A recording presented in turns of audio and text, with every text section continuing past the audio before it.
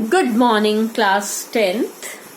आपको पता है हम नेशनलिज्म इन हिस्ट्री चैप्टर कर रहे हैं। आज जो हम आगे टॉपिक करने वाले हैं ये हमारी यूनिट 1 की शुरुआत है। The name of the unit is the impact of French revolution. It would be also my topic for the day, although I will be covering the 50% topic today. Fine. जब हम ये टॉपिक करते हैं तो I would like to recall you first of all about the information you get in your class 9th. In class 9th आपने detailed chapter go through किया है French Revolution, the causes, the course and the results. Unit 1 का first passage जो है वो French revolution के impact से ही start होता है। हम नेशनलिज्म टॉपिक कर रहे थे। आपने आज के फर्स्ट वीडियो में नेशनलिज्म को ही सुना होगा, पहले उसी को ही देखा होगा। फर्स्ट एक्सप्रेशन नेशनलिज्म का हमें नजर आता है इन द ईयर 1789 में, जब फ्रेंच रेवोल्यूशन शुरू हुआ। फ्रेंच रेवोल्यूशन का एक मेजर ऑब्जेक्ट है, आप ये लर्न करेंगे। The main object of French Revolution was transfer of sovereignty. Sovereignty का मतलब होता है political independence। जब political independence transfer हो जाती है, कैसे हो जाती है? राजा से ले ली जाती है और इसे फ्रेंच सिटीजन्स को दे दिया गया था। So what was the immediate result of French Revolution was it led to the transfer of sovereignty from the monarchy to the body of French citizens. Ultimately, when there was such a transfer, जब राजा ने अपनी कुछ political identities लोगों को दे दी, the people started feeling that they belong to common identities. They are having same identities. They are similar. There were many measures, many rules, many practices were undertaking by which they started living their own lives. Fine. आपका next passage में हमारा यही impact French revolution का हम कुछ points में करते हैं। पहला पॉइंट आता है कि with the French Revolution the ideas of ला पैट्री, ये वर्ड दिया हुआ है ला पैट्री। ला पैट्री का मतलब होता है फादरलैंड, एंड ले सिटियोनी, सिटियोन मतलब सिटीजन। जो आइडियाज थे ला पैट्री और ले सिटियोन के, that were enjoyed by the citizens, these new terms came into being and the constitution of France was written which gave its people the equal rights. ठीक है, तो सबसे बड़ा कलेक्टिव बिलोंगिंग में ये हुआ, सब लोग जो थे अब वो क्लासेस के हिसाब से नहीं माने जाते थे, नोबेलिटी, क्लर्जी और पिजेंट्री नहीं माना जाता था। They called their nation as ला पैट्री and they were referred to as ले सिटियोन। नंबर 2, उस समय की एक पॉलिटिकल बॉडी होती थी।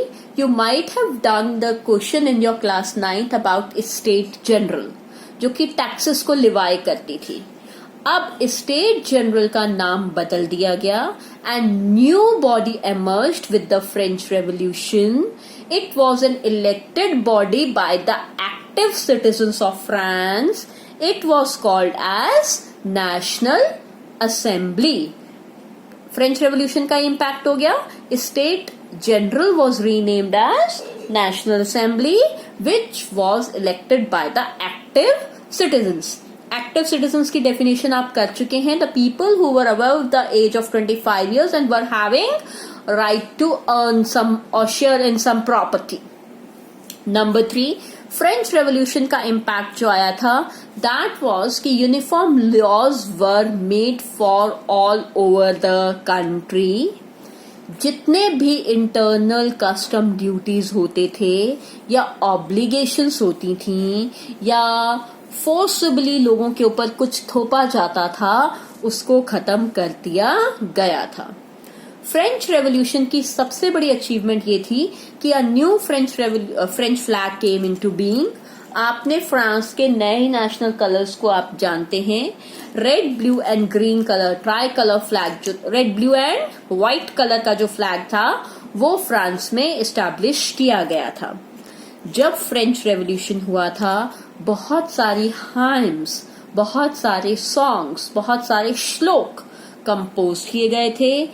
वादे, कस्में, शपथ, ओथ्स जो थी वो ली गई थी। जो माइट्रस थे, माइट्रस होते हैं शहीद, उनको कमेंट्रेट, श्रद्धांजलि दी गई थी, ताकि सब लोग अपने आप को एक जैसा फील कर सकें। उस समय जितने भी रीजनल डायलेक्ट्स थे, अलग अलग बोली या भाषा जो थी, that were being discouraged, and the language French which was spoken in Paris was declared as the national language of France. Whenever the question of French Revolution and its collective identity come, you have to write all these points, whether they are 6 or 7. Idea of La Patrie and La Citoyenne, French flag के बारे में, renaming of Estate General के बारे में, hymns, oaths and mattress के बारे में, uniform laws के बारे में, इंटरनल कस्टम ड्यूटीज की एबॉलिशन के बारे में, रीजनल डायलेक्ट्स के बारे में। जब ये सारा काम हुआ तो फ्रांस जो था वो एक सक्सेसफुल रेवोल्यूशन में अपने आप को एस्टैब्लिश करता है, और उसने अपने आप को एक मिशन पे मान लिया कि वो वर्ल्ड के बाकी कंट्रीज को भी लिबरेट करेगा, जिसकी शुरुआत यूरोप से होनी थी। और जहां जहां ये आइडियाज पहुंचते चले गए, धीरे धीरे वो जो यूनिट्स थे वो नेशंस में कन्वर्ट होते चले गए। जहां जहां फ्रेंच रेवोल्यूशन की न्यूज स्प्रेड होती चली गई, वहां वहां जैकोबिन क्लब्स फॉर्म होते चले गए। इन जैकोबिन क्लब्स में जनरली मिडिल क्लासेस के लोग ज्यादा थे। आप लोग पढ़ चुके हैं, जैकोबिन क्लब्स में एजुकेटेड या प्रोफेशनल क्लास के लोग ज्यादा थे, पीजेंट्स कम थे।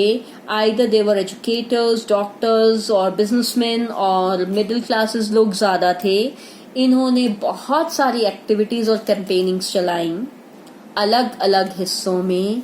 जैकोबिन क्लब्स ने अपनी मेजॉरिटी को हासिल किया, जिससे फ्रेंच आर्मीज को आसानी हुई और वो दूसरे देशों में भी एंटर होते चले गए।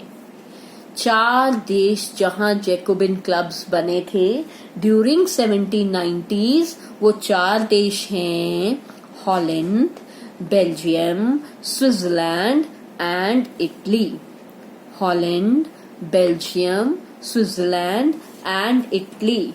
टाइम के साथ जैसे फ्रांस में रेवोल्यूशनरी वॉर हुआ, जैकोबिन क्लब्स और नेशनल असेंबली के बीच में हुआ, ऐसे ही रेवोल्यूशनरी वॉर्स इन देशों में भी हुए। लेकिन ये बात क्लियर है इन रेवोल्यूशनरी वॉर से that it led to the establishment of nationalism all through the Europe. राष्ट्रवाद की स्थापना यहां से हुई है। बेटे आज के अभी इस वीडियो में हम इतना ही करेंगे। नेक्स्ट 2 वीडियोस जो हैं वो हम कल करेंगे।